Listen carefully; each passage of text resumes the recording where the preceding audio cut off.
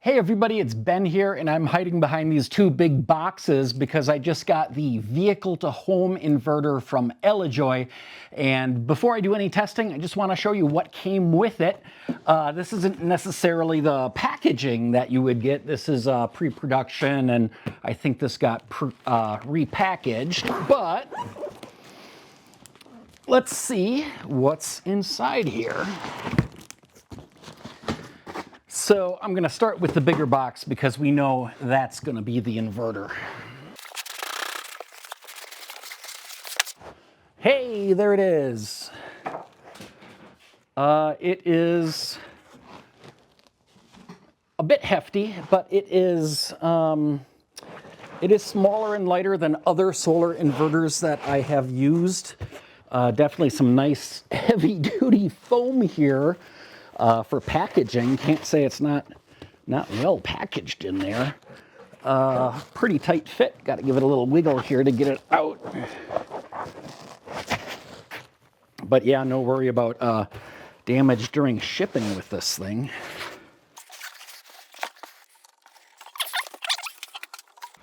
So here we go. This is a Elejoy vehicle-to-home split-phase inverter test unit that I got sent to me. Looks like we've got in here a little bit of information. We got some papers on how to connect it up for vehicle-to-home mode and grid-to-home mode. Just some nice little simple diagrams. This thing is going to hook up exactly like a portable generator will. Main things I see right away is on the bottom. So on the bottom here, we've got a few different connections. So we have here on the end two pretty typical electric outlets right here. Got a rubber cover over a NEMA 1450 connector. This is a great connection. I've got 3 of these in my garage. They're great for electric car chargers, welders.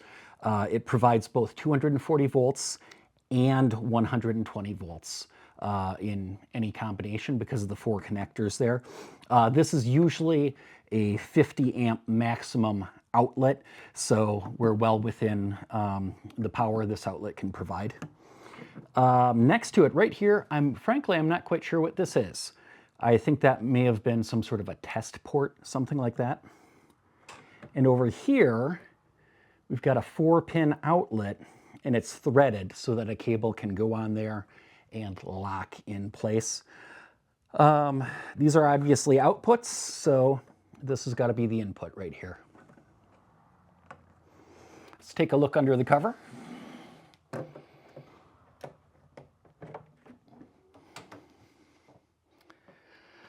So under the cover here, we've got a couple circuit breakers. Over here are our outputs.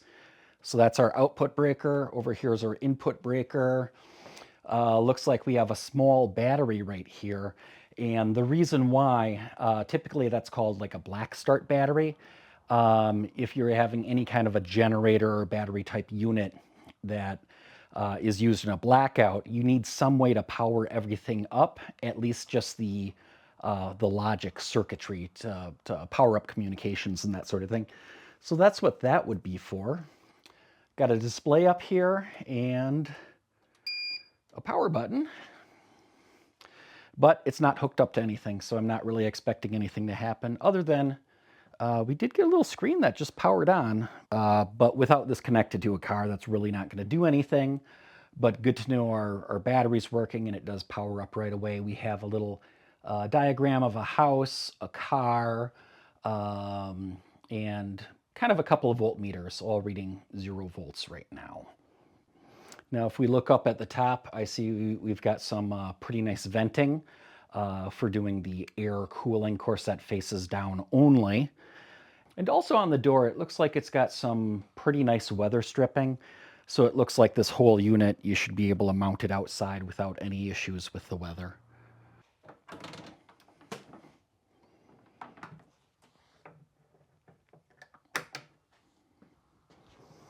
So let's set this out of the way for the moment.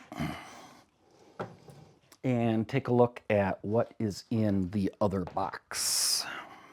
Okay, so inside the other box, we should have whatever accessories that we need to go with this inverter. Right on the top, we've got a cord. It's a NACS or Tesla style connection right here. And on the other end, a 4-pin connector with a rotating collar that would lock that in place.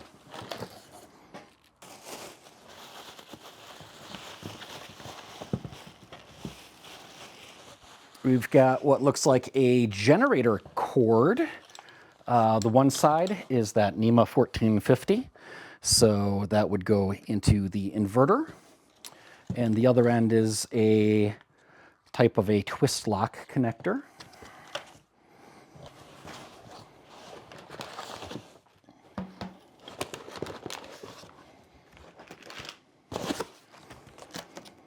We've got a 50 amp power inlet box.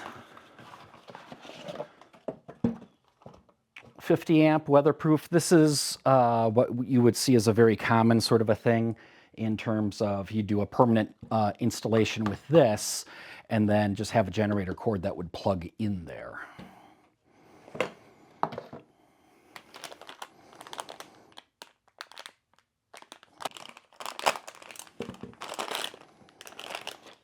This is a lithium-ion 12-volt 1-amp battery charger. So this would be, this is essentially like a phone charger, but this would be for charging up that dark start battery then. Okay, these are interesting. So with an interlock kit, it's basically a sliding plate that makes it so you can only have one circuit or a different circuit on at the same time.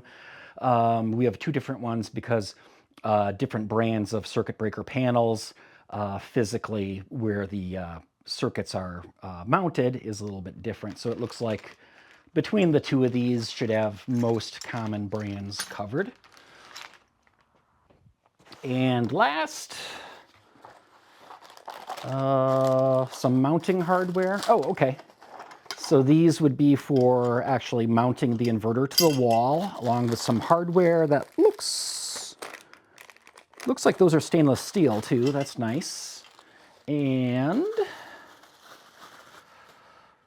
a little wall holder for, oh, it's got a little release. That's cute.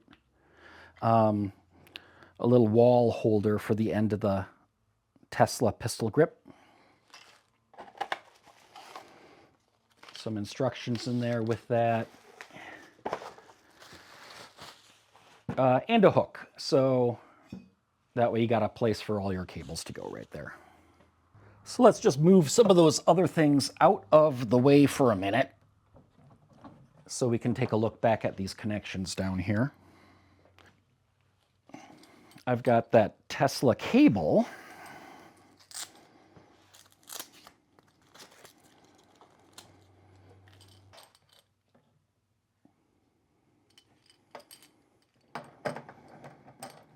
There's some alignment indentations here, so it can only go in the one way. Push it in, and then tighten that ring.